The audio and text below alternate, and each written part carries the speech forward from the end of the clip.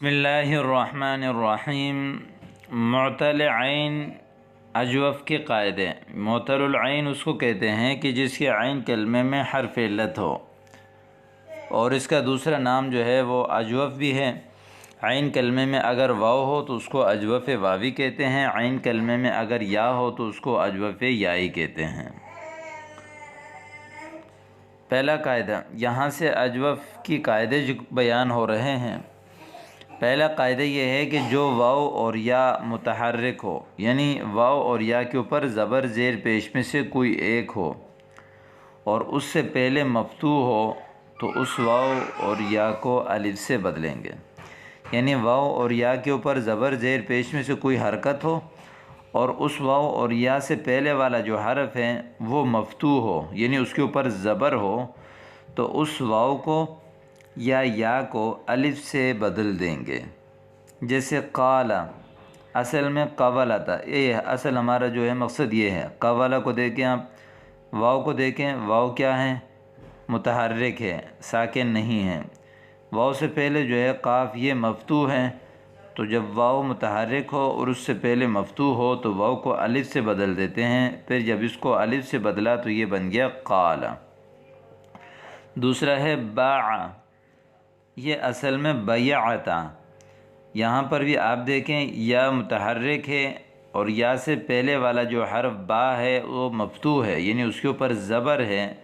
تو یا کو ہم نے الف سے تبدیل کر دیا تو یہ بن گیا باع۔ دوسرا قاعدہ ہے، جب ماضی ثلاثی مجرد کا عین کلمہ واو ہو بسبب اجتماع ساکنین گر جائے، یعنی ماضی ہو اور وہ بھی ثلاثی مجرد کا ماضی ہو اور ماضی کے عین کلمے میں واو ہو اور وہ عین کلمہ جو ہے وہ اجتماع ساکنین کی وجہ سے گر جائے، یعنی دو ساکن ایک ساتھ جمع ہونے کی وجہ سے واو گر جائے، اور وہ جو ماضی ہے وہ ماضی مکسور العین نہ ہو، یعنی ایسا ماضی نہ ہو جس کے عین کلمے کے نیچے جو ہے وہ زیر ہوتا ہے۔ عین کلمے میں ظاہر واو ہے نا، تو اس واو کے نیچے زیر نہ ہو تو فا کلمے کو ضمہ دیا جائے گا، فا کلمے کو ضمہ دیا جائے گا۔ مثال سے دیکھیں آپ، قولنا، قولنا کو دیکھیں آپ، قاف واو قولنا۔ اب یہاں پر سب سے پہلے تو اوپر والا جو پہلا قاعدہ پڑھا ہے آپ نے وہ جاری ہوا، واو اور یا جو ہے متحرک تھے اور اس سے پہلے جو ہے وہ مفتوح تھا، تو اس وجہ سے ہم نے واو کو جو ہے وہ الف سے بدلا تو یہ بن گیا قالنا۔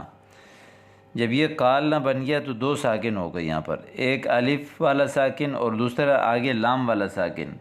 اس کو جب دو ساکن ایک ساتھ آ جائیں اس کو کہتے ہیں اجتماع ساکنین۔ جب دو ساکن جمع ہو جاتے ہیں تو پھر ایک ساکن کو حذف کرنا پڑتا ہے، تو اسی وجہ سے ہم نے جو ہے وہ اجتماع ساکنین کی جمع ہونے کی وجہ سے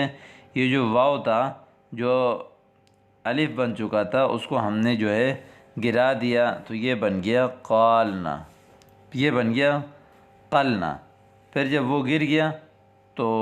فا کلمے کو جو ہے وہ پھر ہم نے ضمہ دے دیا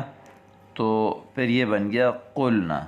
ٹھیک ہے، ماضی ثلاثی مجرد کا عین کلمہ جو ہے وہ واو اجتماع ساکنین کی وجہ سے گر جائے تو وہ ماضی جو ہے وہ مکسور العین نہ ہو تو فا کلمے کو ضمہ دیا جائے گا۔ یہاں پر بھی آپ دیکھیں جو عین کلمہ جو ہے وہ مکسور العین نہیں ہے بلکہ مفتوح العین ہے، تو لہذا یہ دوسرا قاعدہ بھی آپ کے سامنے آ گیا۔ تیسرا قاعدہ، جب ماضی ثلاثی مجرد کا عین کلمہ یا اجتماع ساکنین کی وجہ سے گر جائیں تو فا کلمے کو کسرہ دیا جائے گا، یعنی اوپر ماضی ثلاثی مجرد کے عین کلمے میں واو کے بجائے یا ہو اور وہ یا جو ہے اجتماع ساکنین کی وجہ سے گر جائیں تو فا کلمے کو بجائے ضمہ دینے کے اب کسرہ دیا جائے گا۔ یہ کسرہ اس لیے دیا جائے گا تاکہ وہ یا محذوفہ پر دلالت کرے۔ اوپر والے قاعدے میں ضمہ اس لیے دیا جائے گا تاکہ وہ واو محذوفہ پر دلالت کرے، جیسے بعنا، اصل میں بیعنا تھا، بیعنا تھا، یا مفتوح ماقبل جو ہے یا جو ہے متحرک ہے ماقبل مفتوح ہے تو یا کو الف سے بدلا تو پھر یہ بنا باعنا۔ پھر جو ہے 2 اجتماعی ساکنین ہو گئے، تو اس کی وجہ سے ہم نے جو یا تھا جو کہ الف بن چکا تھا اس کو حذف کر دیا، اور ماقبل کو جو ہے وہ زیر دے دیا، تو یہ بن گیا بعنا۔ اسی طرح قاعدہ نمبر 4 ہے، جب ماضی ثلاثی مجرد کا عین کلمہ واو اجتماعی ساکنین کی وجہ سے گر جائے، ماضی ثلاثی مجرد کا ہو اور عین کلمہ جو ہے وہ واو ہو اور اجتماعی ساکنین کی وجہ سے وہ گر جائیں، اور ماضی جو ہے وہ مکسور العین ہو، تو فا کلمے کو کسرہ دیا جائے گا۔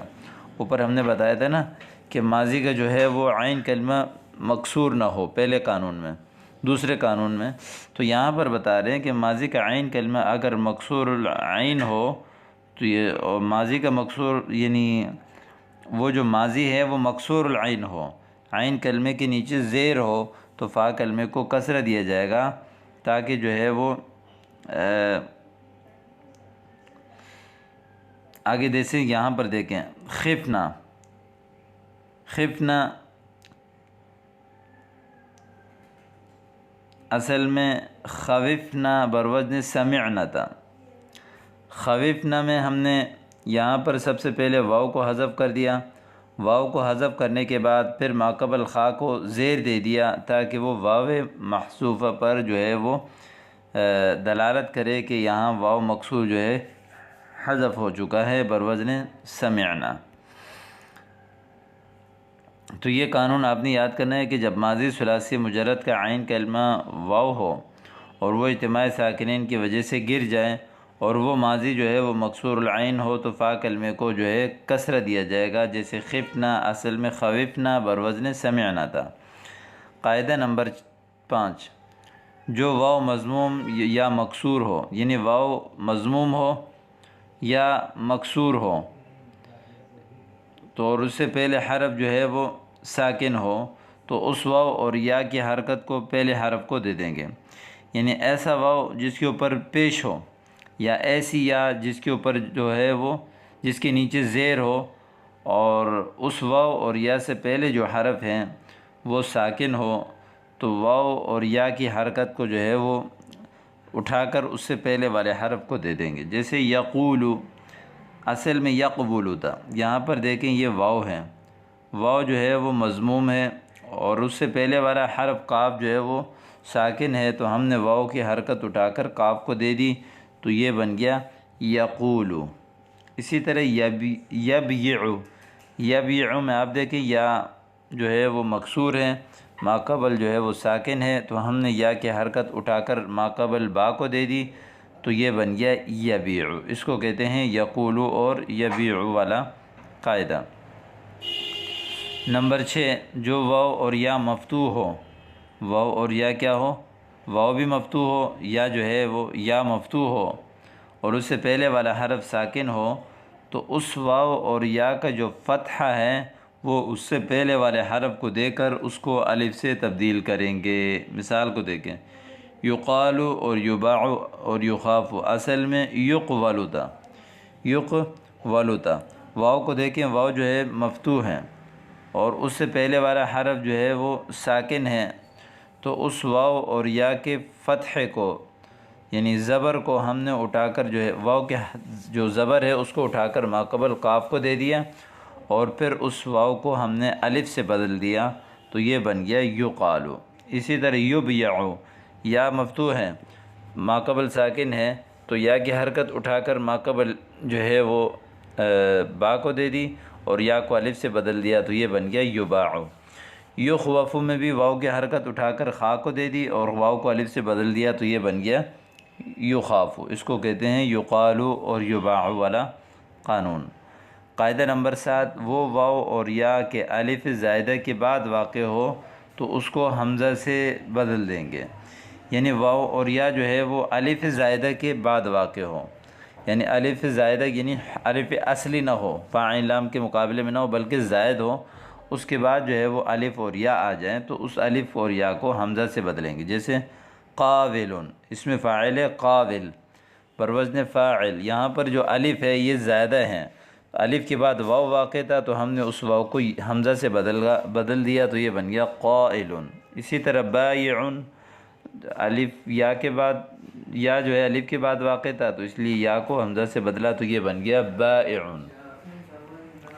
اب معتر العین کی جو ہے وہ گردانیں دیکھیں، قال یقول قولا فهو قائل وقیل یقال قولا فهو مقول الامر منه قل والنهی عنه لا تقل۔ قال ماضی یقول مضارع ہے، قولا مصدر ہے، قائل اسم فاعل ہے، قیل ماضی مجہول، یقال مضارع مجہول، قولا مصدر، مقول اسم مفعول۔ امر اس کا ہے قل، نہی ہے لا تقل۔ یہ ہے نصرہ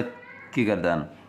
ضربہ کی گردان، باع یبیع بیعا فهو بائع وبیع یباع بیعا فهو مبیع الامر منه بع والنهی عنه لا تبع۔